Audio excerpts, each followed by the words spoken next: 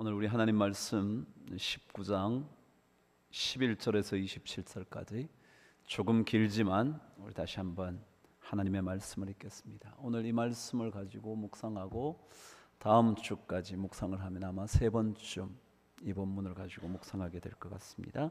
19장 11절 제가 시작합니다. 그들이 이 말씀을 듣고 있을 때에 비유를 더하여 말씀하시니 이는 자기가 예루살렘에 가까이 오셨고 그들은 하나님의 나라가 당장에 나타날 줄로 생각함이더라.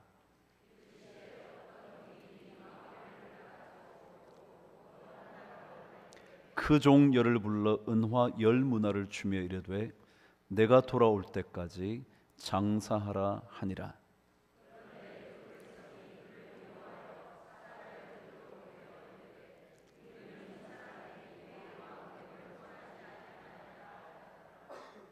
귀인이 왕위를 받아가지고 돌아와서 은화를 준 종들이 각각 어떻게 장사하였는지를 알고자 하여 그들을 부르니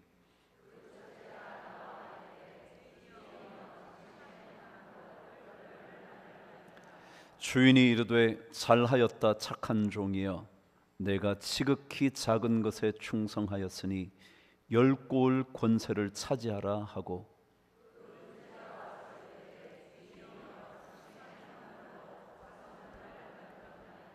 주인이 그에게도 이르되 너도 5고을을 차지하라 하고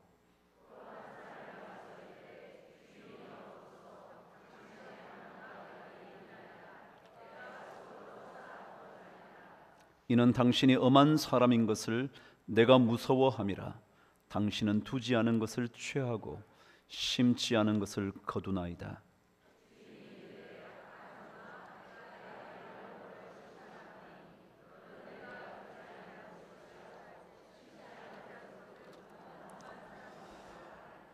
그러면 어찌하여 내 돈을 은행에 맡기지 아니하였느냐? 그리하였으면 내가 와서 그 이자와 함께 그 돈을 찾았으리라 하고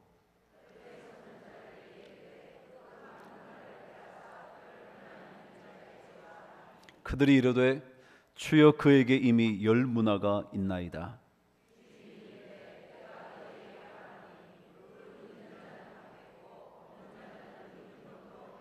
함께 읽으시죠. 그리고 내가 왕됨을 원하지 아니하던 저 원수들을 이리로 끌어다가 내 앞에서 죽이라 하였느니라. 아멘. 하나님의 말씀을 읽으면 하나님의 명령이 많이 나타나 있습니다.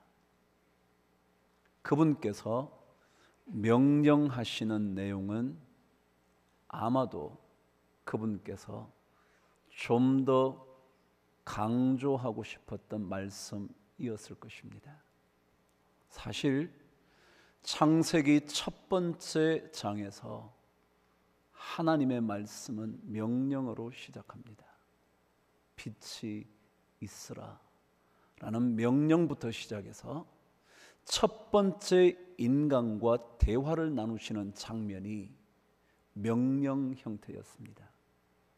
동산 가운데 있는 모든 나무의 열매 실과는 먹을 수 있지만 생명나무 열매는 먹지 말라고 말씀하시면서 처음 대화를 열어가신 겁니다.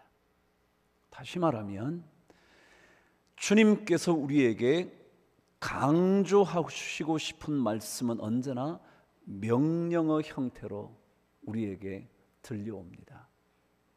하라고 말씀하시든지 아니면 하지 말라고 말씀하시든지. 그래서 그 명령하시는 말씀에 귀를 기울일 때 해야 할 것과 하지 말아야 할 것들을 구분할 수 있게 되고 그 말씀을 따라 살 때 하나님의 명령대로 따라 산 사람의 영광을 우리는 누리게 될 것입니다. 지난 시간에 우리는 그리스도인의 삶의 길에 대하여 묵상했죠. 하나님께서 우리 그리스도인들은 도대체 어떻게 살아야 할 것인가? 하나님께서 명령의 단어를 던져주셨죠. 그 첫 번째 단어가 무엇이었냐 하면 내가 돌아올 때까지 장사해라 라는 명령어였습니다. 장사하라는 거죠. 그 의미를 제가 이렇게 말씀드리지 않았습니까? 장사한다는 의미는 땀을 흘리며 사는 인생이라는 의미라고요. 그리스도인들은 하나님의 은혜로 삽니다. 어떤 일을 해도 하나님의 은혜가 없이는 살 수 없습니다. 그러나 동시에 하나님의 은혜를 누리고 살지만 우리 그리스도인들이 해야 하는 삶의 중요한 한 방식은 땀을 흘리는 것입니다. 수고하는 것입니다. 열심을 내는 인생입니다. 땀 없이 우리에게 주어지는 열매는 없을 것이기 때문에 그렇습니다. 옛 사람들은 쌀 한 톨도 농부의 88번의 수고를 통하여 우리에게 주어진다며 쌀미자를 그렇게 썼죠. 팔자를 2번 쓰고요, 중간에 10자를 쓰고요. 그렇게 풀어주곤 했었죠. 그래요, 그리스도인이 되었지만 땀 흘리지 않는다면 에베소서의 말씀 그대로 도둑질하는 인생일 거라고요. 아무것도 하지 않은 채, 아니 이것밖에 하지 않은 채 저것까지 다 얻으려고 하는 그것을 가리켜 도둑질이라고요. 그래서 에베소서는 도둑질하지 말고 자기 손으로 일을 하라고, 그리고 남을 도우라고 성경은 가르쳐 주죠. 톨스토이의 단편 중에는 바보 이반 이야기라는 제목의 글이 있습니다. 글이 길지 않은 단편이라 10분 정도면 읽을 수 있는 단편입니다. 그 이야기의 마지막에 가면 바보이었던 이반이 한 나라의 왕이 됩니다. 공주의 병을 고쳐주어 그가 왕이 되죠. 근데 그 왕은 이반이 다스리는 왕의 특징이 있었다고 그 책에, 그 단편에 적어 놓았습니다. 이렇게요. 임금님 나라에서는 모든 사람이 손으로 일을 하도록 하는 어리석은 법을 만들어 놓았죠. 어리석어 보이는 법이요, 손으로 일하는 그 삶, 그것이 바보 이반이 다스리는 나라의 특징이었답니다. 그리고 그가 이렇게 말합니다. 우리나라에서는 손에 굳은 살이 배기지 않은 사람은 식탁에 앉아 식사할 수가 없다고. 굳은 살이 없는 사람들은 남은 찌꺼기를 식탁 아래에서 먹어야 한다고. 그게 바보 이반 이야기의 결론처럼 들려집니다. 예수 믿는 사람들이요, 어떻게 살 거냐고요? 누구보다도 땀 흘리며 살아야 할 겁니다. 왜냐하면 그것이 주님의 명령이기 때문에 그렇습니다. 누구보다도 수고하면서 살아야 합니다. 주님께서 강하게 말씀하시기 때문에 그렇습니다. 그래서 예수 믿는 사람들은 무슨 일을 해도 열심히 땀 흘리는 하나님의 일꾼 되어야 합니다. 두 번째, 그리스도인의 삶은 이런 것이라고 지난 시간 강조했죠. 장사한다는 게 뭐냐? 그것은 바로 남기는 것이라고요. 남기는 인생을 주님께서 우리에게 원하신다고요. 헛되게 사는 것이 아니라 무언가를 남겨놓고 떠나는 인생 되라고 성경은 가르쳐 주는 거죠. 한 문화로 10문화를 남긴 것처럼, 그리고 한 문화로 5문화를 남긴 것처럼 남기는 인생이어야 한다고요. 근데 제가 지난 시간 여러분과 함께 묵상했잖아요. 우리 그리스도인들이 돈만 남기기 위해서 살겠습니까? 겨우 자식들에게 돈 좀 더 넉넉하게 물려주기 위해서 우리가 땀 흘리겠습니까? 내 자식에게 사업체 하나 물려주려고 그렇게 인생을 바쳐 일하는 것입니까? 아니요. 성경은 보이는 것이 아닌 보이지 않는 것을 위하여 사는 것을 믿음이라 그럽니다. 그러니까 그런 인생, 그런 것을 남기기 위하여 사는 삶이요. 지난주에 제가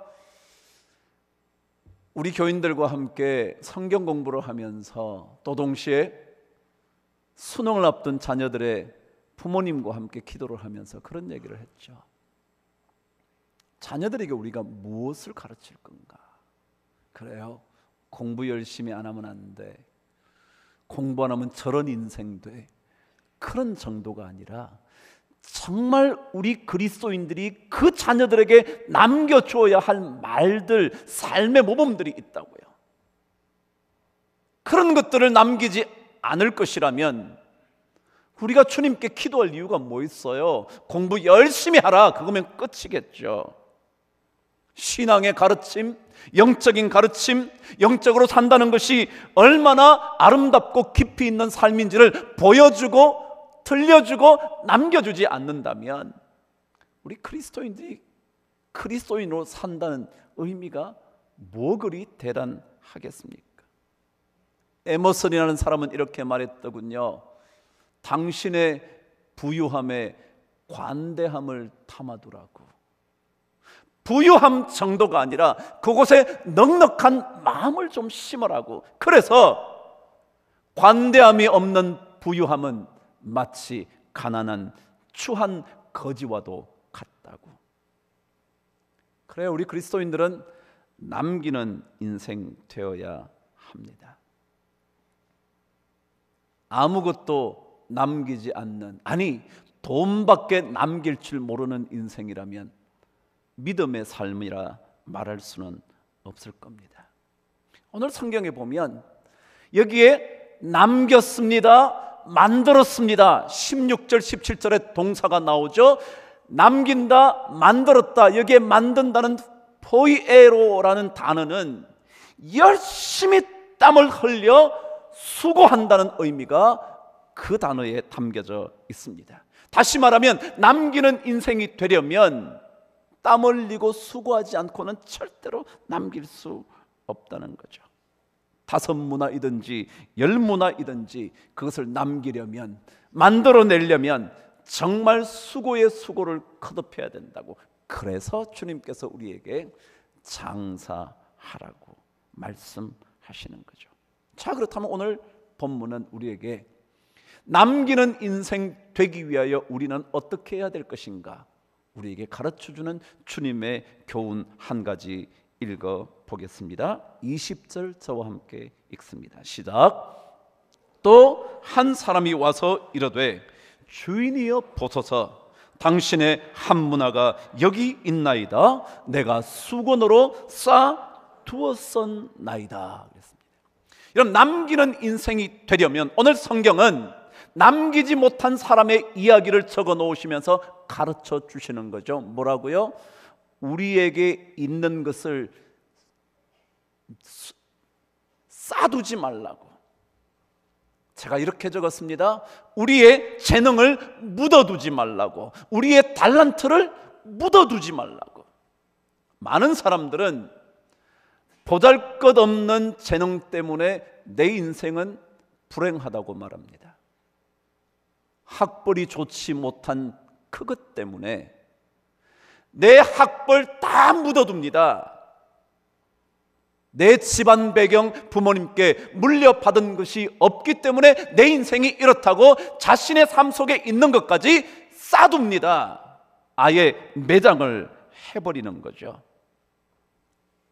받은 것이 보잘것없다며 우리의 가진 것조차, 가지고 있는 것조차 없는 것처럼 생각하는 사람들이 참 많습니다. 오늘 말씀처럼 한문화 숨겨둔 겁니다. 혹시라도 누가 가져갈지 모를까 봐 숨겼는지, 아니면 아예 그것을 전혀 사용하지 않기로 작정했든지.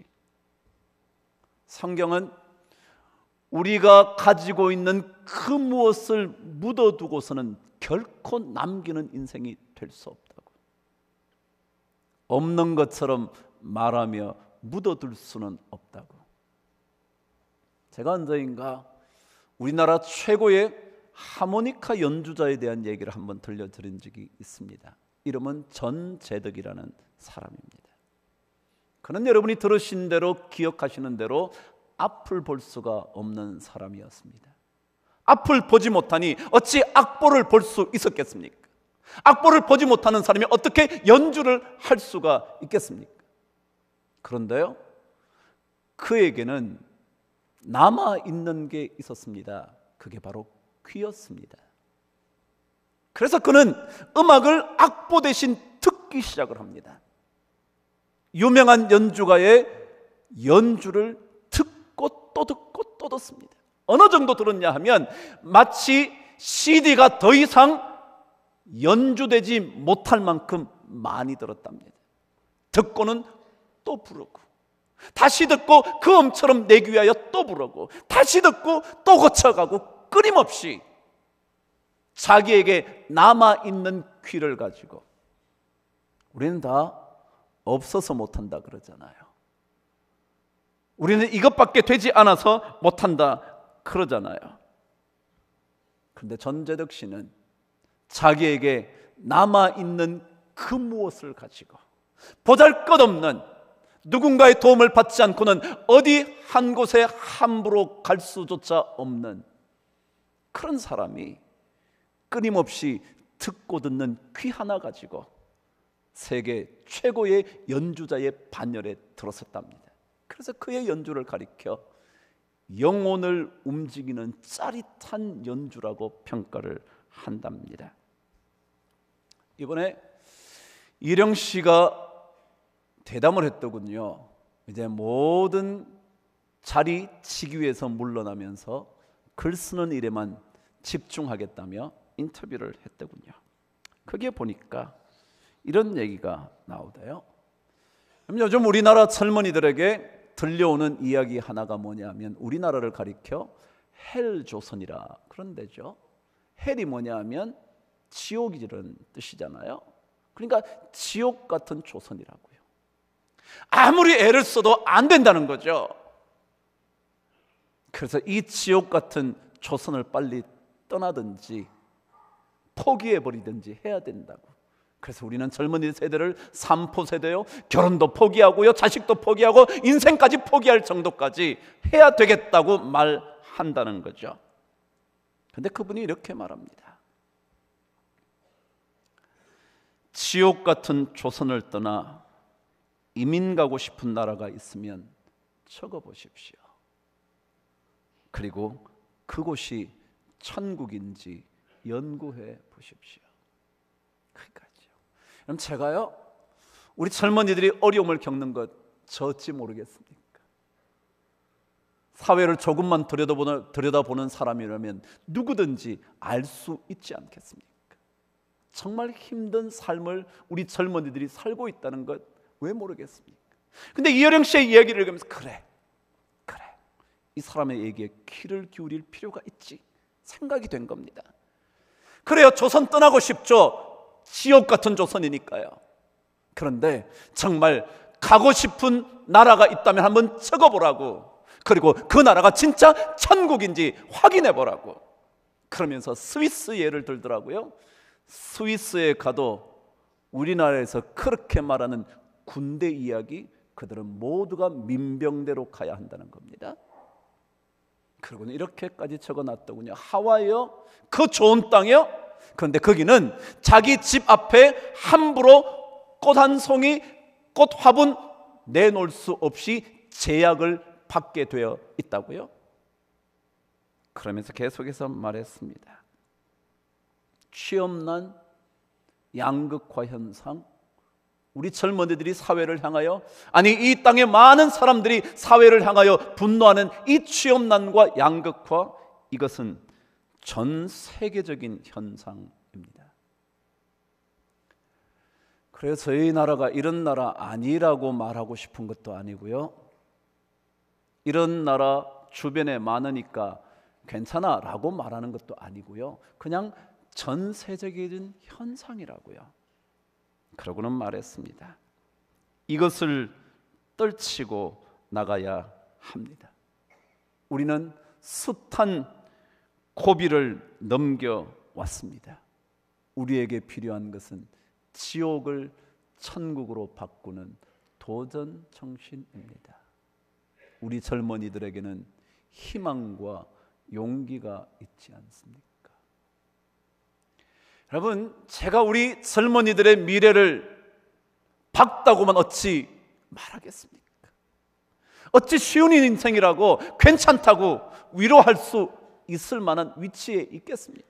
그럼에도 불구하고 오늘 성경은 우리들에게 우리의 가진 것이 그 무엇이든지 간에 이런 학벌 가지고는 아무것도 못한다고 생각하게 될 때에 주님께서 말씀하신 것처럼 그 한 문화를 쌓두면 안 된다고, 그것을 가지고 땀 흘리며 그 무언가를 만들어내야 한다고. 이게 그리스도인의 삶이라는 거죠. 제가 여러분에게 삶의 방식을 제가 설명하는 것이 아니라 주님께서 우리에게 그렇게 사는 것 그리스도의 삶이 아니라고. 제가 세상 이야기를 자꾸 하죠. 우리나라에 최고의 위패 감별사가 있답니다. 위패 감별사요. 그냥 가짜 돈을 감별해내는 전문인이요.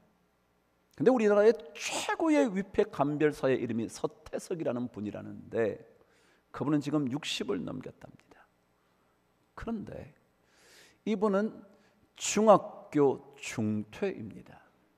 그래서 그 옛날에 은행에 일을 하게 됐는데 그냥 일용직으로 들어갔다는 겁니다.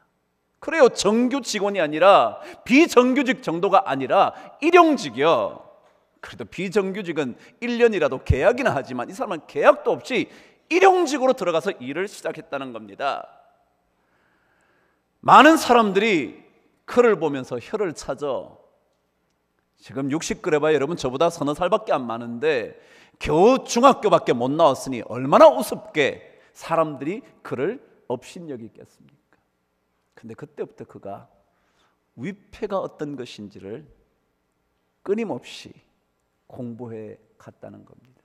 지금 60이 넘겼는데 회사가 억대 연봉을 주면서 나가지 못하도록 붙들어 두고 있답니다. 그래요.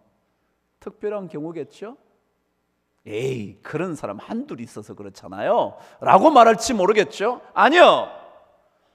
성경도요 우리에게 있는 한 문화요, 그것은 대개 성경에 의하면 100데나리온 정도라 그런답니다. 100데나리온이요 100일치 월급이요. 아니요, 100일치 노동자의 급여요.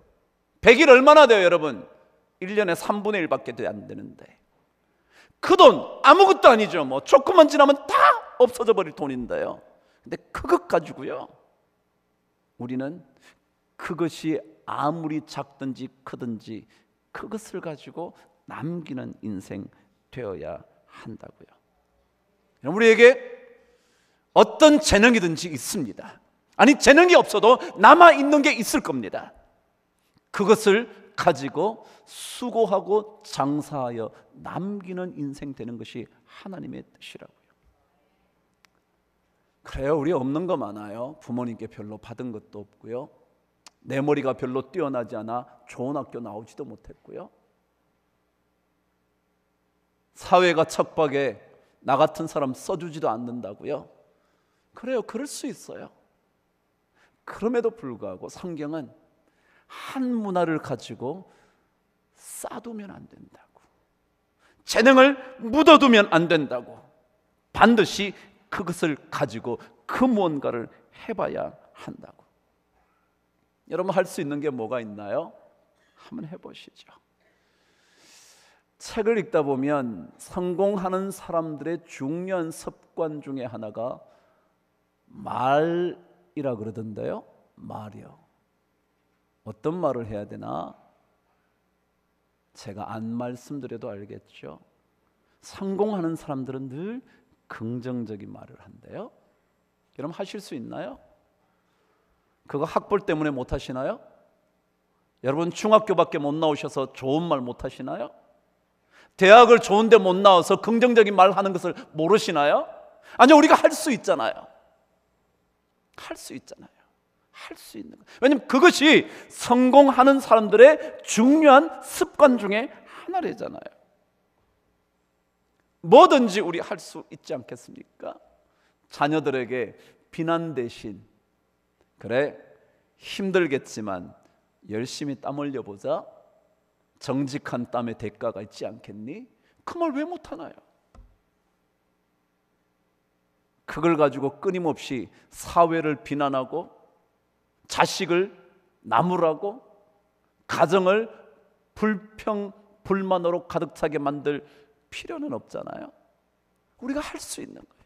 성경 그래서 하나밖에 안 되지만 쌓두면 안 된다고. 여러분과 제가 가진 게 보잘것없는 것일지는 모르지만 쌓두면 안 된다고. 그것을 가지고 최선을 다해서 해야 한다고. 좀 우리 성경 암송하느라고 열심을 내는 성도들이 많아요. 제가 성경 공부를 끝나면서 간간히 구호를 외치죠. 옛날에 해봤던 구호예요. 할 수 있다 하면 된다 해보자. 한번 해볼래요? 시작. 할 수 있다 하면 된다 해보자. 그럼 제가 우리 교인들이 하나씩 제가 손을 다 칩니다. 시작. 할 수 있다 하면 된다 해. 제가 여러분 이런 거 제가 외치나요? 성경이 뭐라 그랬는데요? 내게 그래요. 안 해도 요것만 해도 다 하시나요? 능력 주시는 자 안에서 내가 모든 걸 할 수 있다. 할 수 있다고요. 그렇다고 해서 모든 걸 이룰 수는 없을지 모르지만 할 수 있다고요. 하는 동안 하나님께서 은혜 주신다고요. 그래서 우리가 은혜로 사는 거잖아요. 하는 동안 보잘것없지만 그것을 가지고 하는 동안 하나님께서 역사하실 거라고요. 자, 그럼 오늘 저는 성경의 오늘 말씀의 마지막 얘기를 하나 나눠보죠.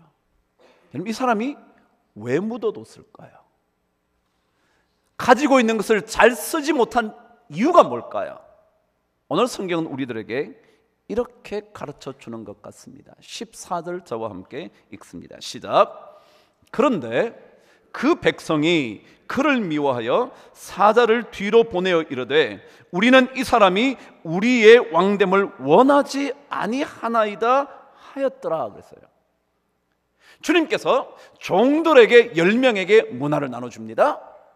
그리고 내가 돌아올 때까지 장사하라고 말합니다. 근데 그 뒷말이 곧장 뭐였냐 하면 그 백성이 여러분 종들 외에 백성이 뭐라 그랬냐면 이 사람 우리 왕 원하지 않아. 이 사람은 왕위를 받아온다 할지라도 우리는 왕으로 받을지 않을 거야 라는 얘기를 하기 시작을 한 것 같습니다. 저 혼자 묵상한 겁니다. 그러니까 이 종이 들었겠죠. 아, 이 사람은 왕으로 되돌아온다 하더라도 백성이 안 받을 거야. 왕으로 올 것 같지도 않아 라는 생각을 백성들의 말을 듣고 한 것 같습니다. 그래서 이 사람이 남기라고 장사하라고 말했지만 이 사람이 올 때 이 사람하고 내가 계산할 일이 없을 것 같다고 생각한 것 같습니다. 저 혼자 생각이죠. 그러면서 저 혼자 떠올랐던 겁니다. 재능을 묻어두는 이유, 아니 재능을 제대로 쓰지 않는 이유, 그것은요 그리스도인들이 세상의 평가나 이야기에 너무 민감해서 그렇다. 세상의 이야기. 여러분 주님은요 뭐라 그랬냐면 내가 돌아올 때까지 장사하라고 그랬어요. 그럼 하는 거예요. 언제 오실지 모르지만, 금방 오실지 언제 오실지는 모르지만 하라고 그러시면 하는 거죠. 뭐 해보는 거죠. 뭐 내가 죽을 때까지 주님 다시 오시는 그날까지 그냥 살다 가는 거잖아요. 그러니까 열심히 해봐야죠. 그런데 야, 너 그것 가지고 뭘 하냐? 받은 게 있냐? 학벌이 좋냐? 뭘 네가 잘한다고? 생긴 게 제대로 생겼냐? 그 얘기를 계속 듣는 겁니다. 그러니까 갑자기 자신감이 없어지는 거예요. 나는 학벌도 없죠, 집안 배경도 없죠, 백도 없죠, 뭐 아무것도 못할 것 같은 거. 왜? 성경이 그러잖아요. 저 사람 왕 안 될 수 있어. 아니 저 사람 우리 왕으로 안 할 거야. 사자까지 보내가지고 우리는 당신 원하지 않아요. 그 얘기를 막 하니까 자기도 듣는 겁니다. 그래, 저 사람 왕이 받을 가능성도 없을 뿐만 아니라 받는다 할지라도 나하고 다시 대면할 일이 없겠지. 그래서 그냥 남겨둔 겁니다. 혹시라도 없어지면 안 되니까 옷에다가 곱게 싸놓은 것이겠죠. 우리는요, 예수 믿을 때 너무 세상의 말에 민감한 것 같습니다. 세상이 이렇게 말하면 나는 안 될 거라고 생각합니다. 세상이 그렇게 평가를 내리면 나는 그 평가에 적합하지 않아서 아무 일도 못할 것 같다고 스스로 생각을 하는 것 같습니다.